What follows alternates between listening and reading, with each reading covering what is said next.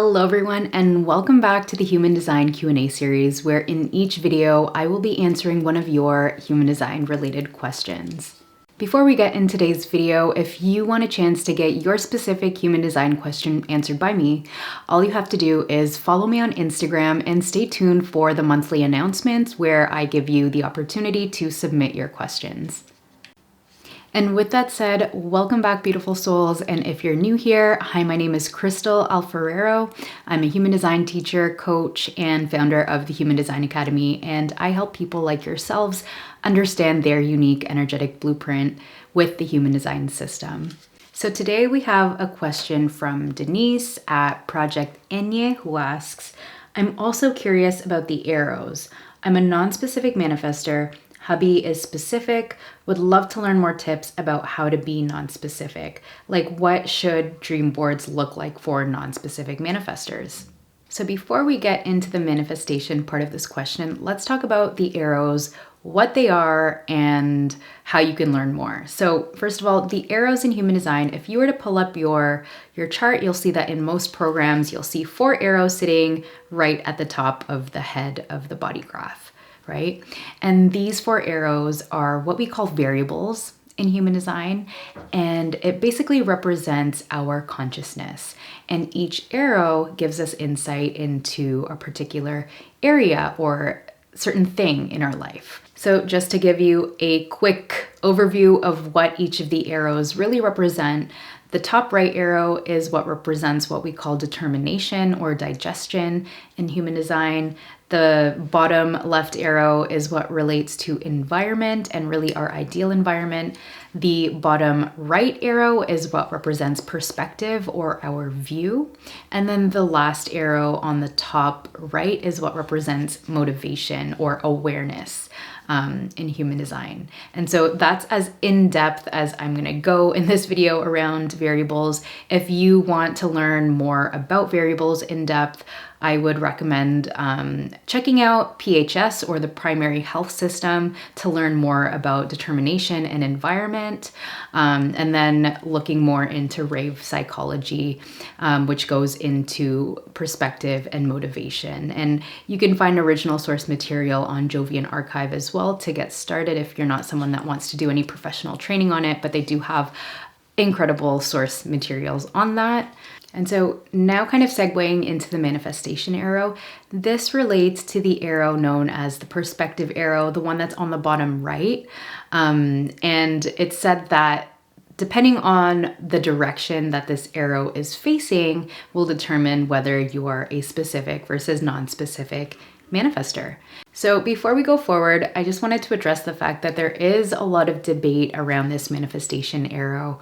And so out of respect for the original teachings of human design and for those that wish to really preserve the integrity of what's being passed down around human design, I do want to acknowledge and also clarify that, the idea of a manifestation arrow and the concepts of, it representing specific versus non-specific manifestor. These are not ideas that are original to human design. They're not part of the human design system. I myself do not have personal problems around this, but the way that human design is being taught and spread across social media does give this misconception that human design touches on manifestation specifically. I can see the upset that might cause and create. So just wanted to acknowledge that, just wanted to put that out there. However, that being said, I do believe that the connections can be made from this perspective arrow in terms of how we are best designed to set goals and intentions when it comes to your manifestation practice, if that's something that you're interested in. And so the idea here is that if you have a left-facing perspective arrow, then you have a focused way of viewing the world.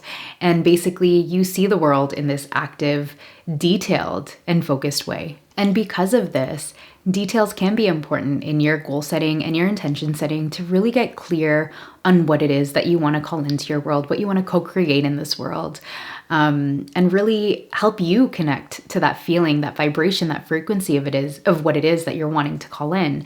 And for that reason, this is what we refer to as being a specific manifestor. So if you have that left facing arrow, that's when they say that you are a specific manifestor. On the other hand, if your arrow faces right, then you have what we call a peripheral view, and you see things and view things in a more passive way, and you're constantly absorbing everything from your environment.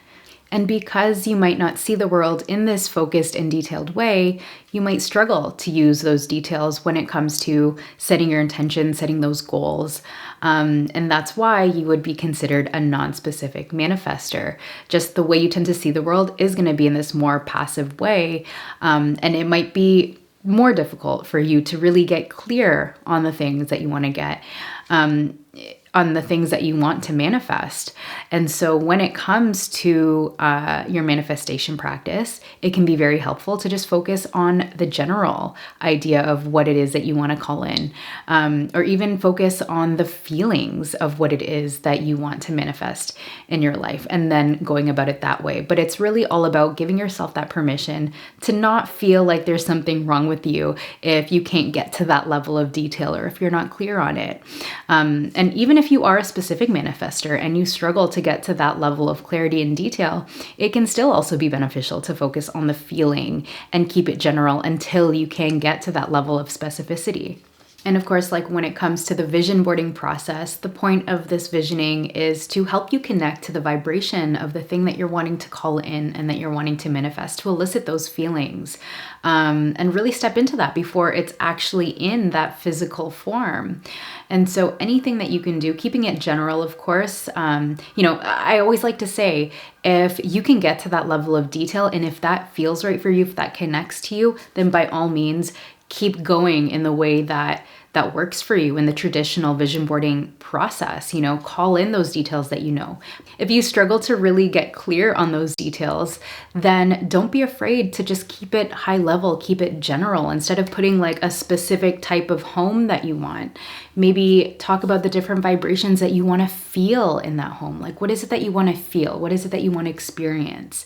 And really put things on your vision board that reflect those feelings, that reflect that experience, that reflect maybe that joy, that peace that it is that you want to call in, and if you're talking about moving, put any kind of tropical destination. It doesn't have to be, let's just say, for example, if you do want to move to a tropical destination, putting that, putting a picture of something that is like tropical, that feels good for you, that elicits that warmth, that maybe that freedom that it is that you're seeking, but not necessarily having to get specific on like the location if you don't know exactly where that is. So really leaving it up to the universe to fill in those details. And one of the things that my own spiritual coach really helped me with when it came to, I had this problem of being afraid to create certain goals or to, try to manifest anything because it always ends up changing. So one of the techniques that really, really helps me energetically, especially, is to, put those things on your visioning board or on your intentions, like whatever it is, however processed it is that you manifest. And then at the bottom, signing it off and saying this or something better. And that's what really unravels everything for the universe and helps, it gets to be fun. It gets to be playful. They get to, give you all these different possibilities that you might not have even thought of. So yeah, those are my tips on manifestation. I am by all means not a manifestation expert. That's not my zone of genius. But if you are looking for someone that works with human design and manifestation, I highly recommend one of my own students, Kira Flipping, and I'll put her details in here and in the bio, but basically she does virtual workshops on manifesting and she does incorporate human design as a part of that. So if that's something that you're interested, I would definitely go check her out, go message her, see how she can help you with that. And then also I'll leave a couple blog links, like blog articles that I think might really help you around that too. Now that's all for today. But if you found this video helpful, I would be so grateful if you could show me some love, hit that like button, and share this video with anyone who you think would benefit from it. Also, if you want to learn more about the human design system, or if you enjoy this Q&A, I invite you to subscribe to my channel and follow me on Instagram at Crystal Alfarero. So with that said, have an amazing day or evening wherever you are, and I will see you in the next video. Bye.